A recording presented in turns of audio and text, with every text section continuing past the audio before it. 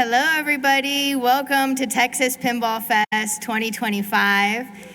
Yay, we made it. Doors are open. Hopefully y'all had a chance to play some of the games. If not, thanks for coming to check out the seminars before you go explore the epic show floor room and lobby out here. Like, so many vendors expanded out to the lobby and stuff too, so we're very excited to be here. I'm Imoto. I'm with Marco Pinball, and with me I have two awesome Pintek operators, Matthew Talley from Lynn's Arcade and Phil Forrester from the Phil's Pinball.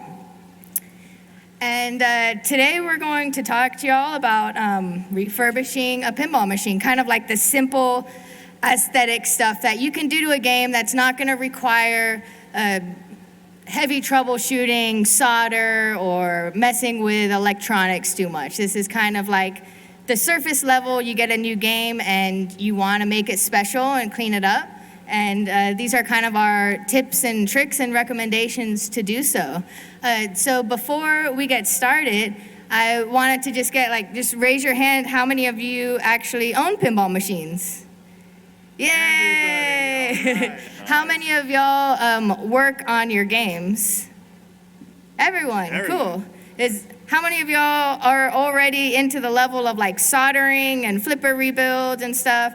Cool, about a handful of y'all. Nice. That's awesome. Tomorrow morning, from 10:30 to about 1, we're gonna be doing a how to troubleshoot your pinball machine. Yep. And these two techs will be leading it, showing you like if the game's not working, where to start to look to figure out how to get it fixed.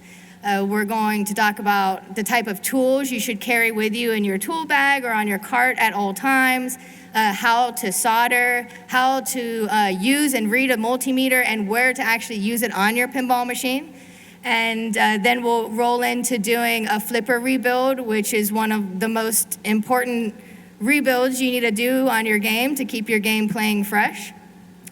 And yeah, there's so many great seminars this entire weekend, so check I think on our badges, which I'm not wearing, there might be a QR code to the website, texaspinball.com, that has all the seminar schedules written out. And then also we have the program guides that have the schedules on there too. So lots of awesome content this weekend from so many great pinball people.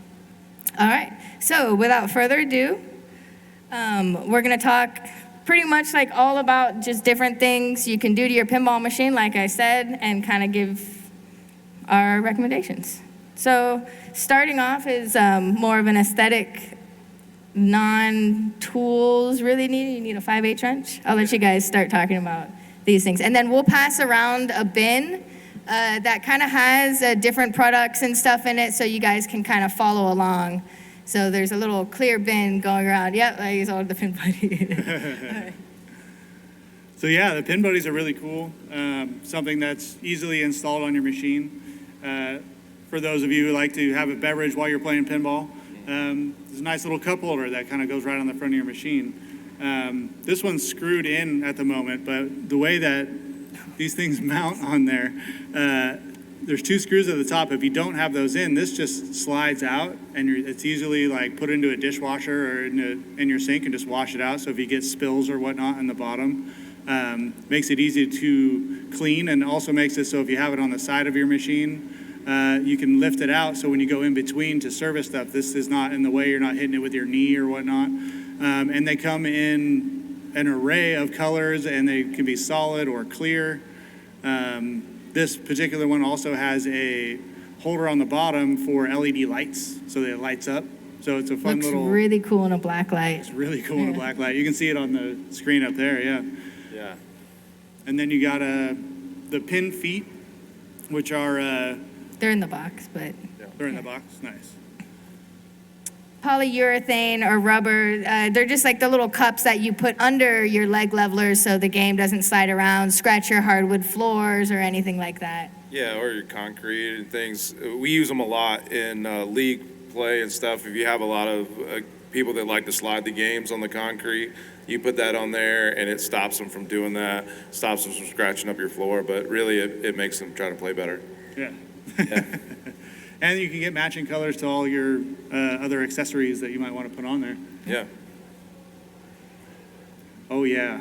Yeah, so speaking of leg levers and feet, we just did this to some of our games out in our booth. If you come by the Marco booth, tomorrow and Sunday, we'll be doing live demos on different products that we have, from our pin scores, our ultimate all-tech boards, and our new Pintek line boards, and a bunch of stuff. And we had to get some really nasty leg levelers off of my hard body pinball machine. Yeah, we had to wrestle this guy out of it. It took Phil and I probably a good 30, 40 minutes to get this one leg leveler out of there, and you can see it. I don't know, you guys can't see it from there, but it is completely rusted out and gnarly, and then we replaced it with this beautiful guy.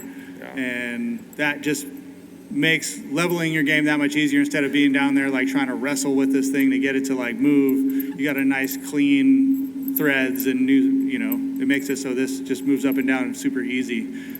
Also aesthetically, when you come up to the game and you look down at it, you're not seeing these rusty, gross leg levelers underneath it.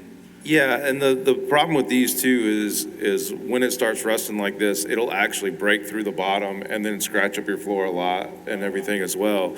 And so if you see your leg levels are like this, then it's a good idea to go ahead and just replace them, because eventually it's going to come through and then you're going to scratch up your floor and stuff when you go to move your game or do anything. Tell me how I know. How do you know? Well, the crazy thing too is, like, I literally changed those leg levelers maybe 4 or 5 years ago. Yeah. And then sitting in a beach town and stuff like that with the doors open, that's what it turns into. So, it's a couple bucks or so for the, leg levelers, and it just makes all the difference. And if you get it to that point, it's going to be very difficult to take it off your games. Yeah. Which we experience. You're going to end up sometimes. having to use some PB Blast or something along those lines to get some penetrating oil down in there to get it out. Like, we were in there wrestling with it, didn't have any of that kind of stuff. And so literally he's got, vice grips on one side and I'm on the other, and we're really trying to get it off. So, but, We did soak it in Coca-Cola, though. Yeah, we did soak it in Coca-Cola for about 20 Kind minutes. of softened it up just a little bit. Yeah. But it definitely took vice grips and brute force to get that thing out of there. So you definitely want to catch it before it gets to that point. And then in this instance as well, the bottom of those legs are also all rusted out. So they are kind of crusted, and like the rust has gone from the leg or from the leveler up and onto the leg and kind of going up the leg. So now we're going to be shopping for new legs. Yeah.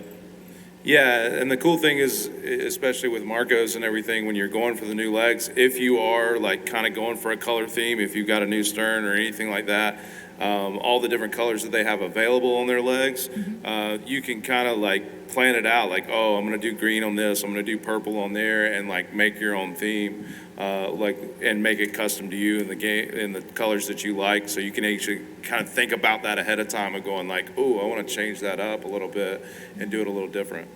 We also are carrying now the naked legs, which so you can get them at a better cost and then take it to a powder coater to do whatever custom color you want to. Yeah, they come in like a raw thing, and so you can still see some of the stuff where they cut them and they do and everything, but you can actually get them and take them and do whatever you want to them. It's great.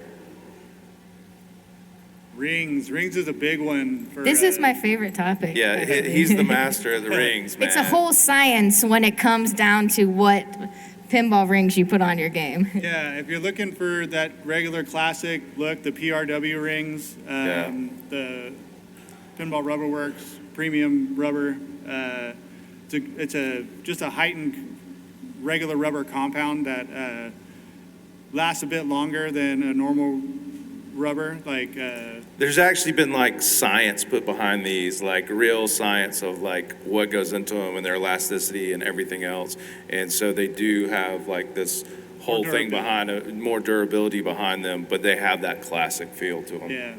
Then you get into the Titans, which are the silicones, which are Titans, like they call them perfect plays, and they are like competition. Or they're competition silicone rubber.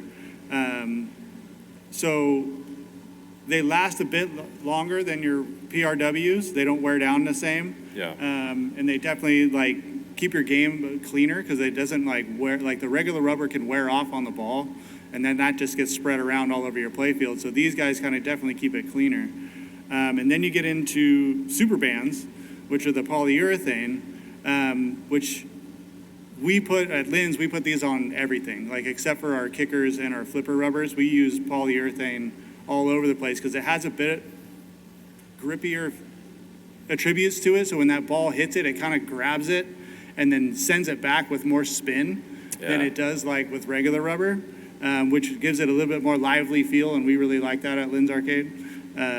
And they also last forever. Yeah, like they're virtually like indestructible in a pinball machine. You're like kind of one and done. Yeah. You put poly, like we put poly on our Tron like 6 years ago, and we haven't had to replace any of them. Yeah, I like, especially on games like Toy Story or any of that where it has a big, huge playfield stuff and all that stuff underneath it, so you don't have to take that out as often and everything and change them up. And then you can always mix and match too. So like Phil was saying, like if you have an upper playfield that you don't want to be removing and replacing the rubbers in, you can put SuperBands up there and they'll last forever. Yeah. They rarely break. And then if you like the feel of like regular rubber down below, then you can do either Titan or Yeah, do your slingshots, do it on everything down there, your out lanes and stuff, so you get that normal feel down there, but then all the stuff up top, which is basically the ball bouncing around anyway. You're not going to notice it near as much as you will down there, so mix and match to your feel. I always like to think of the three different types as like car tires, like sport tires, off-road, tread, and everything like that, because they really do make your game play a little bit differently. But with the silicone, with the Titans, Eric Smith, who has a booth out here too, so definitely go check them out as well. We have all these available on our website, but we support so many of these boutique vendors, so now that they're here, buy from them. They spend a lot of time to get all their product out here so you can take home with you. And then if you forget, then next week when you're back at home, you can buy from our website, use the TPF25 code.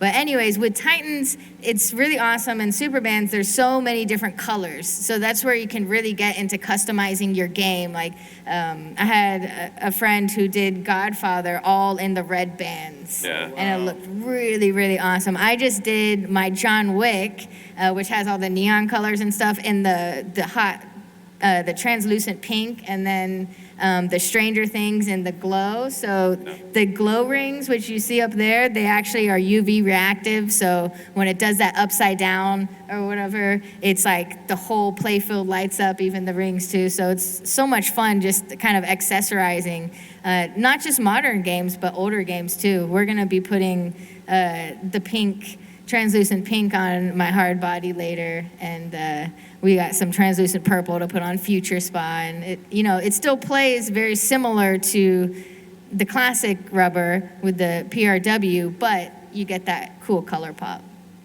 Makes me want to put those greens on Metallica now. Yeah, That'd be that really, would the remastered, be sick. that'd be really cool. I like the pinks on the Playboy and stuff too. Pinks on the Oh plate. yeah, and then Titan is just constantly coming out with so they have like an opaque pink or like a translucent pink. Anyway, stop by their booth, check them out. Yeah, they got super great rad stuff.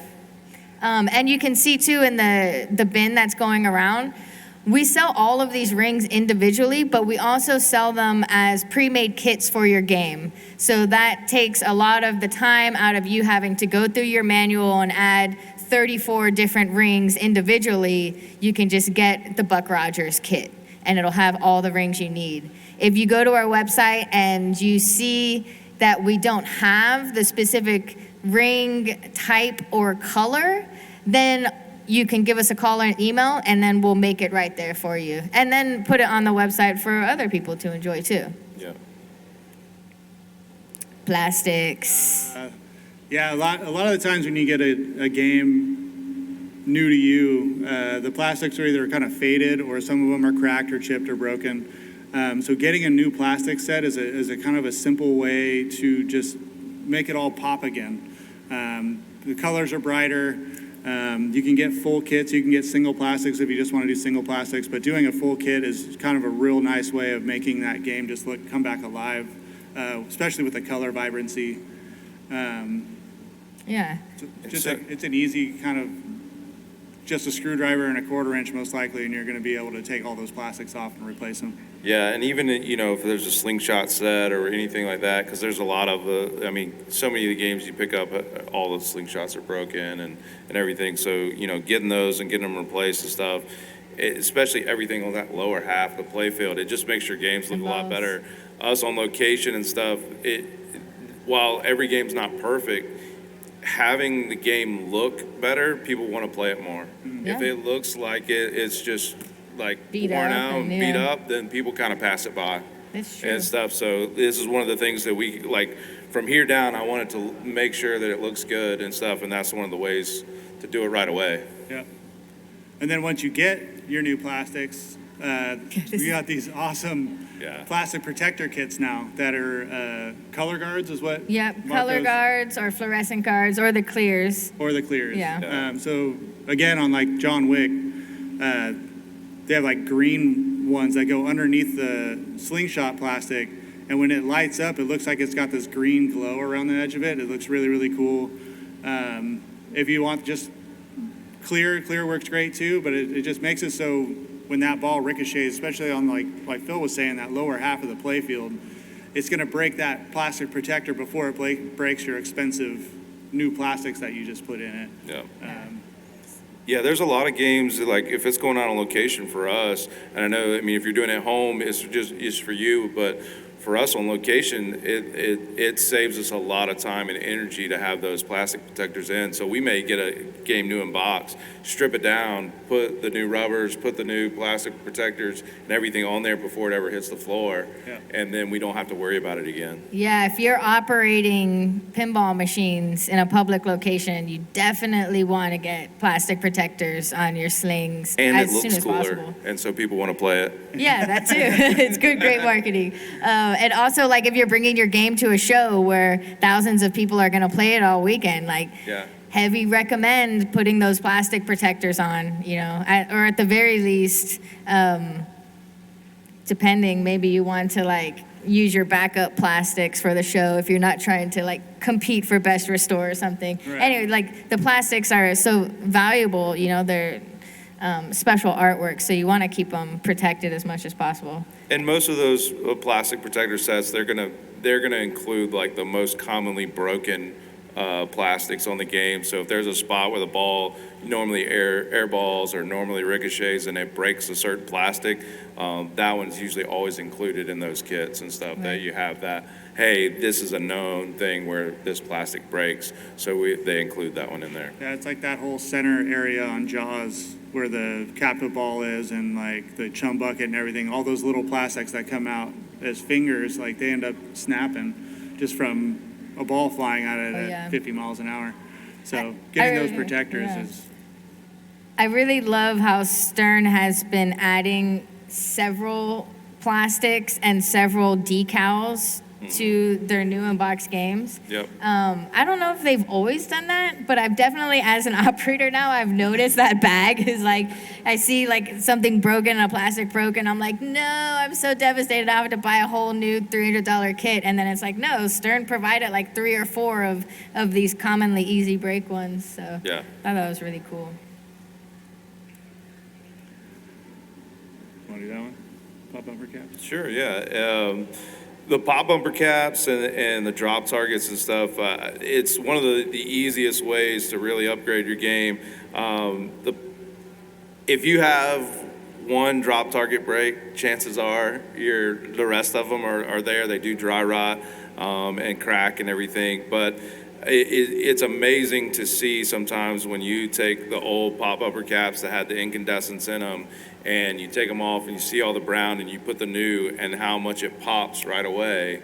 And then if you want to go get a Comet light that's a retro feel light with a warm to it, or even those retro ones that they have, then you put that behind it and it gets that orange glow to it again, and then here you are and you still got that classic look, but it's a brand new pop bumper cap and stuff that you have on there, and all different shapes and sizes and stuff, but that pop that it brings to your game, just of like, hey, there's no chips, there's no nothing there, it just It's it so upgrades satisfying. It is like the transformation of just like taking those caps off and putting new ones on, and then the drop targets as well. Like, even if they're starting to wear, they're starting to brown, or they're starting to do, you can put a whole new set in there. And Marco sells kits for games, and so they'll have every drop target for the whole entire game in there, so you can do them all at once. And it makes it a lot easier and stuff, instead of like, oh, I'm going to change this. Because if you've ever rebuilt your your drop targets before, if you're in there, you might as well do it. You might as well do all of it. You might as well replace what you need to replace, because you don't want to have to drop those mechs again and do it again. Something I had forgot to put in this actually was the skirt, the pop bumper skirts. That go underneath the yoke, and then the cap goes on top. That skirt down there, they get chipped and broken a lot, and then they dry out, and they don't actuate as much. And then that little bit of brand new plastic that you can put in there is a cheap, easy thing to install to make it look really, really nice as well. And play so much better, because the part that comes down there gets worn, and so it'll start where you have it catching on the sides, or it's not actuating in certain directions and things, and it's because that piece is worn on the spoon. And so you can go ahead and replace that skirt, and then you got a new point on the end to do what you need to do for it. Now we have so many different colors of it that I get decision paralysis of being like, what color skirt do I use with colored base? And I do like the clear bases though for them, because it projects light out, especially for those older games. They're super awesome, but I'm always trying to like mix and match colors, but still make it look nice. But you could go the original route too. This is one of my favorites, is the star posts. So in older games especially, like they get really dried out and cracked and broken and just kind of dull looking. So going through, and they also, like, if people are cleaning and waxing their games, like they'll get filled up with like crusty wax inside the things. And so like pulling all those out and replacing those, and then putting your fresh rings on top of them, it makes everything look so nice inside that game. And then the new thing that I really love is the star post lights. So Comet makes these little star post lights that fit underneath the star post and weave in through the playfield, and then you hook it up to your GI. I put them on a laser queue, and like the whole lower portion of the playfield's super dark normally. So I put these little star post lights on the slingshots, on all three posts on the slingshots, and it reflected light all throughout the middle. It's like all of a sudden the whole lower playfield just lit up that much more. And I had orange star posts in there, so it's just this warm orange glow that filled up the whole thing. And you can do it with white, you can do it with red, but it just adds more color wash so you can see the ball better. And then unless you look for it, you don't even really notice that they're actually glowing. But then once you realize it, it's like, oh, that's really, really cool. Yeah, if you want to see them in action, right next to the Marco's booth, they got the homebrew section, and the black and white Adams family that Jeffrey Jones did. He's using those star post lights. You can see them all lit up and stuff. It looks really, really nice, really nice. And Comet has a booth here this year too. They're over by Starship Fantasy that way. So I believe they have all their wares, and they have all sorts of cool lighting. Speaking of... And it makes all the difference. It makes all the difference in the world. Replacing incandescent with LEDs really dramatically changes what you can see on the playfield when you're playing it, and it's not as dark. People also like to just put new incandescents in, like, so just replacing those. If you want to keep it incandescent, you can, but just replace all the old ones with new ones. And then if you want to get into doing the soldering portion of things, like replacing those, the sockets themselves is a big one, because that will make that bulb shine brighter, because they do just get gunked up and crusty on the inside, and they just don't get good contact after being 70 years old. And even if you are one of those that really likes that classic look and feel, I mean, with the warms and how they're doing them these days, like I have a lot of customers and clients and stuff that we work on their games, and I'm like, hey, I really like to upgrade it to LEDs, and like, well, I really like the classic look, and I said, well, let me show you some that we've done. let me show you in person, how it looks, and I'll show the befores and after, and they're like, okay, I'm cool with that. Yeah. And I'll do it, I'll do it. But match it to your game. Not all games look great with cool, not all games look great with warm, and then it's an opinion too. But if you've got a classic game and you put those warms or you put some of the retro styles in there, man, if the manufacturers had those back then, they would have done it. Yeah. Yeah, I love when you told me that the other day. It was Yeah. like they didn't put LEDs in the games because they didn't have that technology Yeah, yet. if they did, they totally would have. Yeah. So if you guys know Nick Schell from Roanoke Pinball Museum, he used to be out of Texas. He's an amazing EM restorer, and he used to have this method called actually, I think the community coined it as like the Nick Schell lighting method, but he says he has nothing to do with that name. But what he would do was like everything underneath the playfield or in the back box, he would change to the Comet LEDs that are like the warm whites. So it has that retro feel, but then anything on the playfield that you can see, he would keep the incandescent bulbs, and then you get the 47s instead of the 44s because they don't produce as much heat and won't start melting your plastics and stuff. But then at least to your eyes, you're seeing like that filament, and it gives you that feeling like, oh, this is like super classic. Since then, he's become an operator of hundreds of games, and he has recently reported to me that now he just puts LEDs all over the place. Yeah. If you're an operator, you know why. Yeah, exactly. The bulbs don't last as long and stuff. Even with the flashers and stuff, even the flasher LEDs that are more expensive and stuff at times, we will, if we got a game and say, hey, like we're not looking to spend on every single one of them, me and my dad will get together and go like, this is under a ramp and this is hard to get to and this is hard to get to. So we're gonna put LED flashers in all the hard to get to places and then leave incandescents in all the rest of the places because but you try to match it up. So if you've got, incandescent flashers in there, hey, I'm gonna put warm flashers and everything else. So you're not seeing a cool and a warm and a cool and a warm. And so that's what we'll do, but it's all the hard to reach places. You got all those ones under ramps and under play fields and everything else. Hey, if it's gonna be hard to get to later and we need it to last longer, then we're gonna put that in, and then you can kind of mix and match that way to give your game the aesthetic and the longevity, but not break the bank too.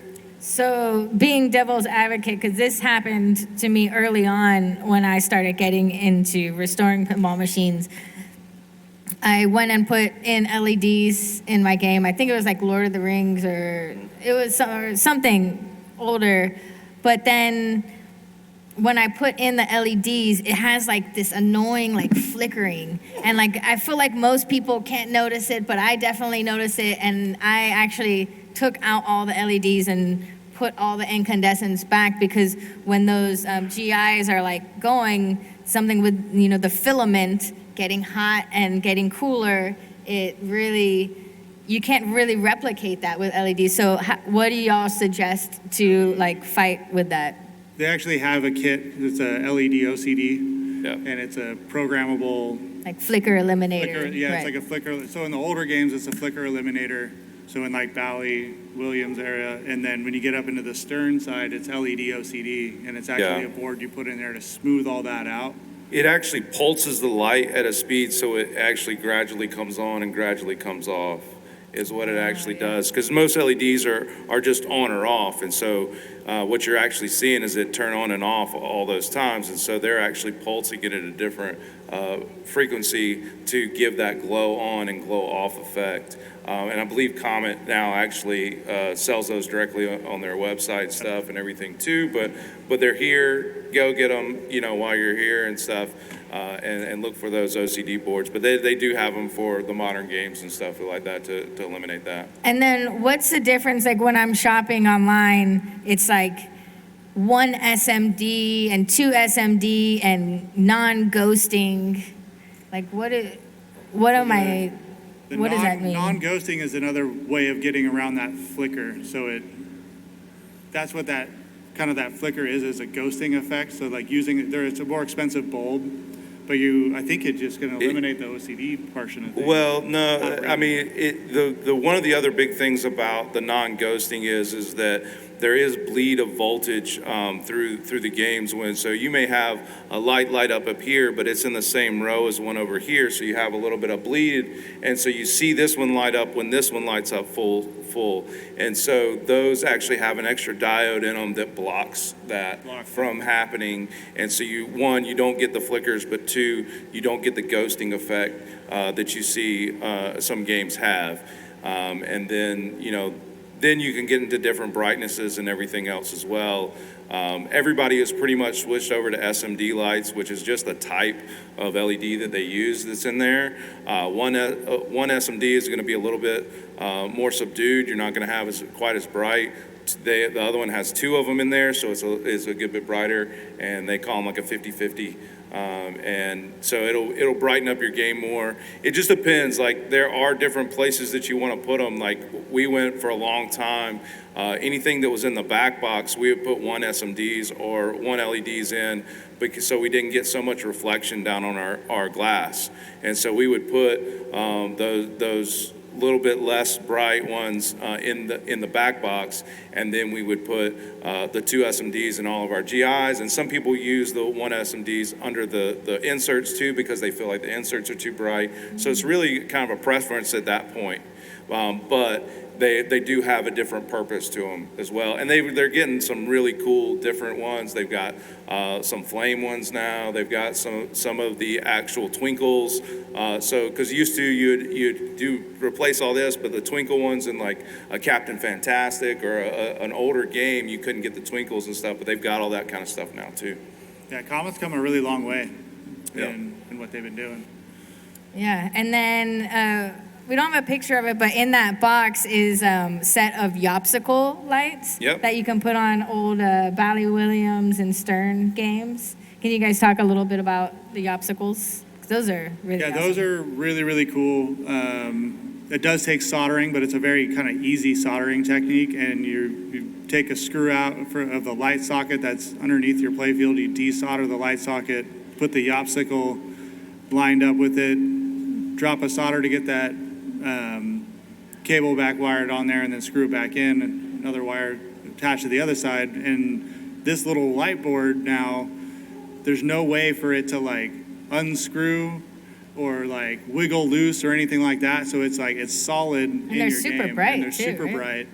Yeah. And they come in a whole bunch of colors. So like if you have a blue insert and you want to put a blue light underneath it, you can put a blue Yopsicle underneath it. Red, orange, yellow, you name it.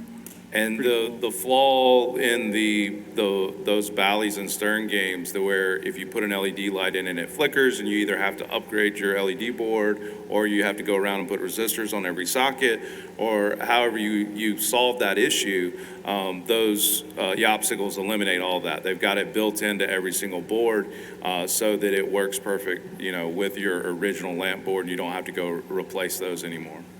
And they're not that expensive either. It does take the time of the solder work, but once you're done with it, you're going to be a lot better at soldering, I'll tell you that. It's like 50 volts. It's a good, easy one It's to a good, practice easy to learn soldering on, too, yeah. right? And we'll be doing some of that at the booth and stuff. Yep. If y'all want to come by and look at them in person and see how it goes on and stuff like that, we're going to be doing some of that stuff at the booth and putting some of those in so you can see it firsthand. And we'll walk you through it if you have any questions. Yep.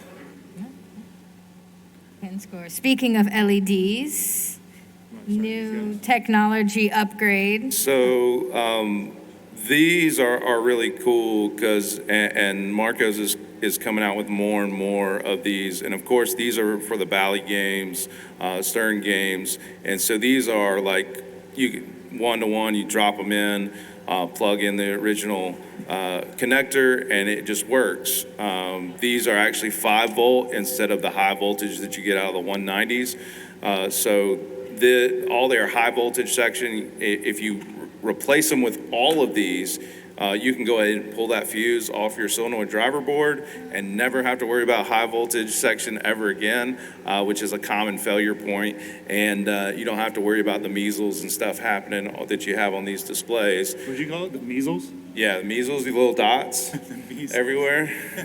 So these tend to, when they start failing, they'll get little dots all over the digits there, and we call them the measles. So like if we get one, there's no coming back from the measles on those.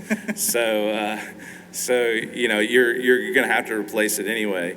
But not having to deal with the high voltage of the 190 and not having to deal with that whole thing, and then they also have your brightness that you can kind of dim them down or boom them up however you feel.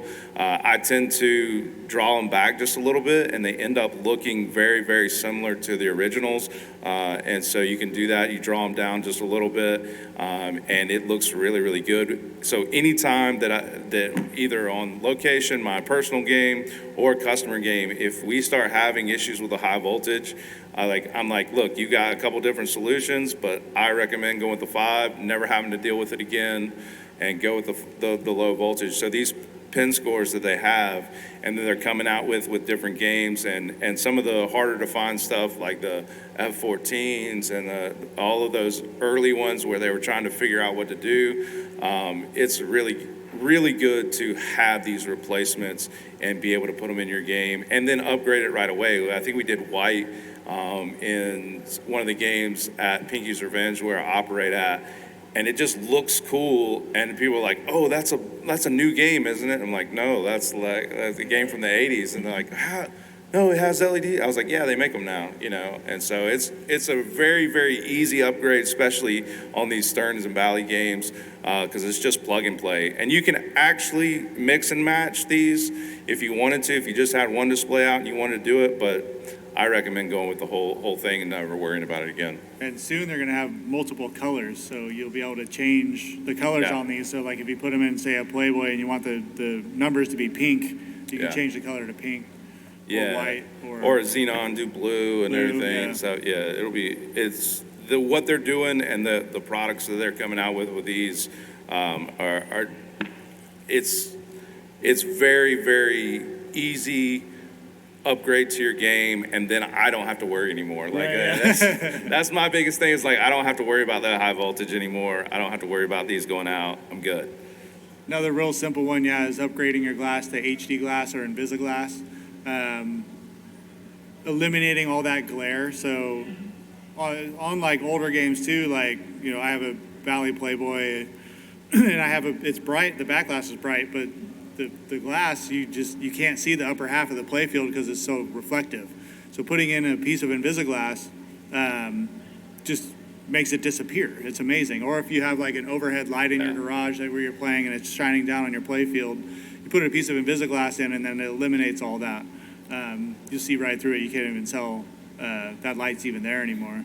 And currently we have a sale on marcopinball.com for 2 Invisiglass for a really good price. Use the shipping code TPF25. You get free shipping. And it's an awesome upgrade. And I'll tell you, I really wasn't a believer in that glass stuff until I got some of the LE games or the premium games that have it on there, and then I saw the difference, and I was like, oh, and I started calculating in my head, how many games do I have, and how much is it gonna go? Like, it started doing like the glass fund, you know. It got me good the first time I saw it because I went to reach in. I went to touch point at something, and my finger hit it, and I was like, oh, whoa, man. how couldn't even tell it was there. Yeah, those are really, really cool. And so if you see the LE games or the premium games and things, whether they put that HD glass on or they have the Invisiglass, I mean, I know it's costly, but like in certain situations, it really does call for it. But it's a nice upgrade. If you're getting into streaming, by any chance, if any of you are getting into streaming pinball at home, putting Invisiglass in is also very good because then your camera is going to look a lot more crisp. You're not going to get any reflection off of it. Yeah. So one of my streaming buddies puts Invisiglass in all his games, so when he's streaming, it just looks crystal clear. Yeah, good point. We're going to breeze through these last 2 slides and then open it up for a Q&A. Mods, I mean, y'all are literally at the best show in the country, and we go to pretty much all the shows that have so many vendors of all different kinds that brought their wares for us to see. And, you know, usually none of these places have a brick and mortar store where you can look and feel the part before you buy it. So definitely take advantage of walking the show floor and visiting each individual booth, because the details everyone's been going into to make pinball cooler in their own creative way is really awesome. And just little things like that just go a long way in making your game feel like your own and making it exciting for others to play and stuff. So. Yeah, it's a lot like cars, you know, you do those like It's little fun to trick them out. Yeah, trick them out and stuff. And the thing is like, even when we do little things to our games and stuff, people may not like 100% recognize it with their brain of like, oh, you did this. But they walk up and they go, why does your game look so much better than this game? And they don't put it together, but those little mods and things that you do are the difference maker in those games. And you will notice what also makes Texas Pinball Festival. Sorry, I really love this show. It's a good show. It's my first time. So many of these games that are come here, they're all in a competition to be like the best restored game and stuff like that. So take a moment when you're walking up to any of the games in the free play section and look down, and a lot of them have cool mods in them or cool lighting or something unique that they did to the game to really make it shine, from powder coating wire form ramps and stuff like that. And when I was less busy and I would nerd out, I would pull up like the original playfield like on IPDB and then like hold it up to like a Kevin Moore or Kerry Hardy's game and be like, wow, look at the difference, and seeing all the differences and stuff. So that's a fun thing to explore over the weekend too, when we all geek out about pinball together. I was just doing that on the Back to the Future right over Yeah, here. see? And like they had It's so like much all these fun. little different things on it, and I was like, I stood there for like 15 minutes like trying to find all the little mods that they put on there. There was a cool. meteor that I saw last year, and all the little acorn nuts that you have holding on the plastic, the little teeth, they changed them to like these 3D printed meteors. So they're like little cool. rocks, and it's just like such a simple, small thing, and it just made that game feel so much more special. Yeah, for sure.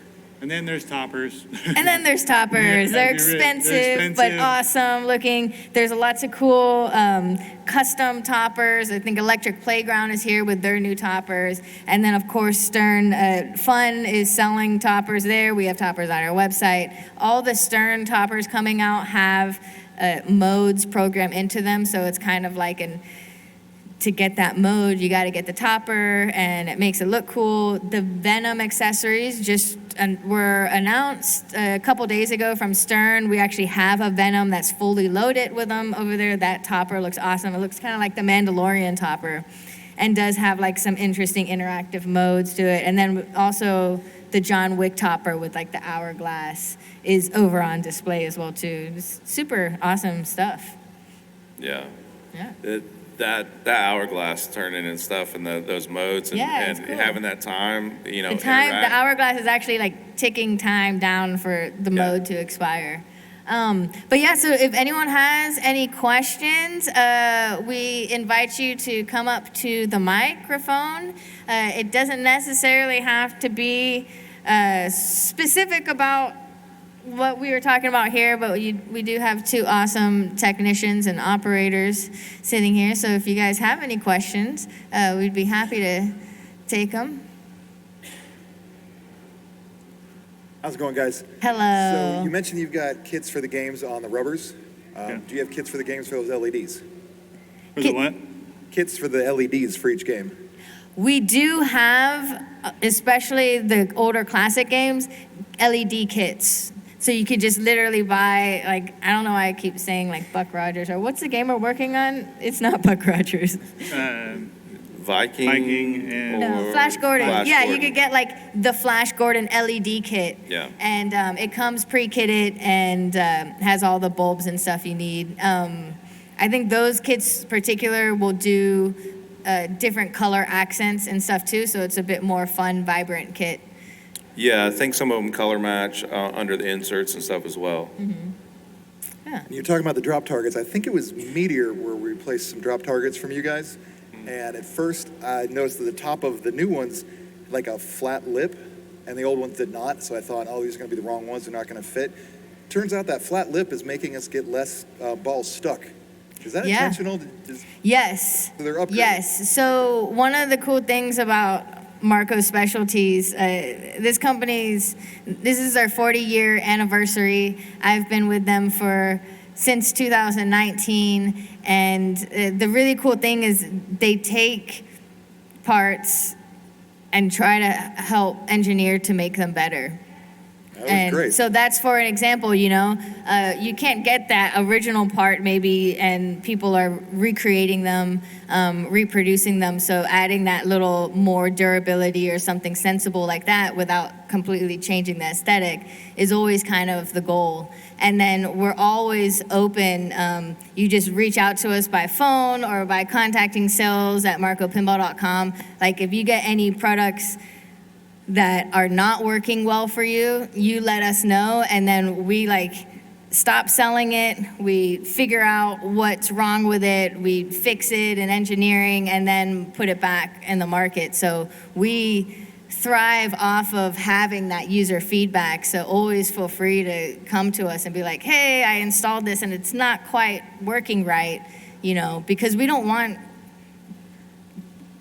more people to have that experience, right? The goal is to keep pinball alive and, have fun while doing it. So any of those kind of feedback things we always want to hear. And we always want to hear new product ideas too. Like I was talking to a gentleman the other day, and he was telling me about on the back glass of the spinning wheel on Bad Cats and Jokers, and that plastic spinning disc apparently always breaks off at the fulcrum or whatever thing. We don't have that part. We have it cataloged. It's discontinued because we used to have the originals from back in the day, in the 90s. But then when that inventory went out, it's just no one's making that specific piece that only works for 5 games. But him coming to me and talking about that, we log it, and then we start looking at our list being maybe we should start making this so we can get those games up and running again. So we're always open to those ideas and stuff too. Oh, cool, thank you. Yeah, sure. Sorry for the long answer, right? Hey, how's it going? Hey, yeah, I'm new to the hobby, so I'm looking into learning how to refurbish. So I've been watching a few videos and stuff. So my idea is to start off with electromechanical, learn how to basics from that. So I'm wary about buying something that I'm not very familiar with. So I know there's some things that are obviously scams, like leaking capacitors, stuff like that. Is there anything that I should just watch out for? If you're buying a game for the first time, you're always going to not see 100%, unless you've got a pinball expert with you looking at it and looking over the game. But I will say there's nothing to be scared of in pinball as far as the concern is that. I mean, there's certain telltale signs of hey, if mice have been in the game and wires have been chewed and things like that you want to stay away from. You see any fires or anything like that, that has happened, you stay away from. But as far as the good thing is the IPD beta database, the database for the pinball, they have a lot of schematics and everything on there. So you can do some research ahead of time. Say, hey, this game's popping up. Are there resources available for it? Are there some parts available for it?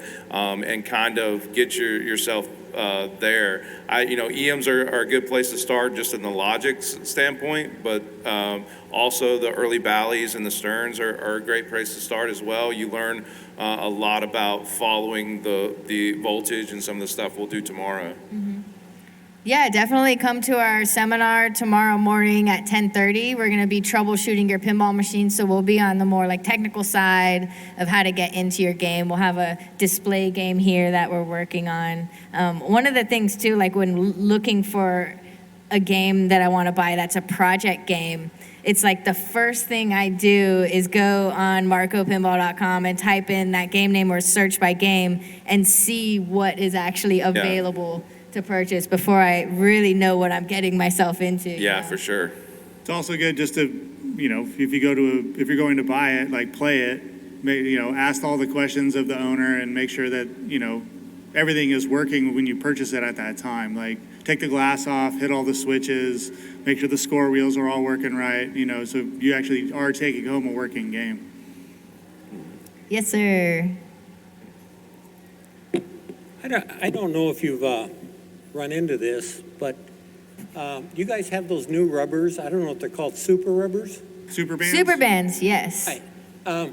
All my games are, I think the newest one I have is an 86 game. I ordered a bunch of those for 2-inch flippers, and they come in, they're about 1.5 inches. I can't get them on. Yeah. So the trick to it is you actually hit them, soak them in a little bit of warm water. Yeah. And it'll loosen them up. And then you can, so you like put the flipper rubber in a bowl of warm water and it'll loosen them up, and then you can stretch them and get them over your flippers, and then they'll like shrink back up and like hang on to them nice and tight. Yeah, or like a hair dryer over it. Oh, okay, I gotta heat it up somehow. Yeah, the SuperBands The are polyurethane. they're poly so tight, like it's real hard to get them on, man. Well, I even gave it to my 17-year-old grandson. He couldn't do it either. Yeah. Yeah, the heat He's there a is big is kid. the key. Yeah. Okay, well, that's helpful. Thank you. Were you going to it with a specific color for the SuperBands? Yeah, Which color? I was using yellow. Yellow? Awesome. So, Even I bought some black ones too, and I couldn't get those on either. But Yeah. so what I would recommend, SuperBands are really awesome, but for the flippers, I would and you want to get a cool color, I would go with the Titans. Because they're going to be easier to stretch over the flippers, and then they're going to play a little bit different in a good way for that kind of classic 2-inch flipper game. well, that's what I did. I ordered some more of the older rubber ones and put them on. But I thought these got to work. Yeah. Yeah, just heat them up. And probably, Yeah. Cool. All right, well, that's pretty much our time, y'all. Thank you so much for hanging out with us. Come visit us by the booth. We're at the Marco Stern Fun booth. We have 25 Stern pinball machines to play. 10 of them are Dungeons and Dragons. Don't forget to log in and get your badge. Get the glass sword of unmaking this weekend. It's only available this weekend. And then check out the live demos that we're going to be doing all day tomorrow and Sunday. So yeah, thank you so much. Guys. Thank you so much. And if you did not get a Marco keychain, please see Kim right there. She'll pass them out to you. Look, these are the coolest shoes ever. First, you had the coolest jacket ever, and then now I look down and you have the shoes. Oh my gosh, I can't wait. We're on the edge of our seat. Fantastic. All right, thanks y'all so much. Enjoy playing at TPF25.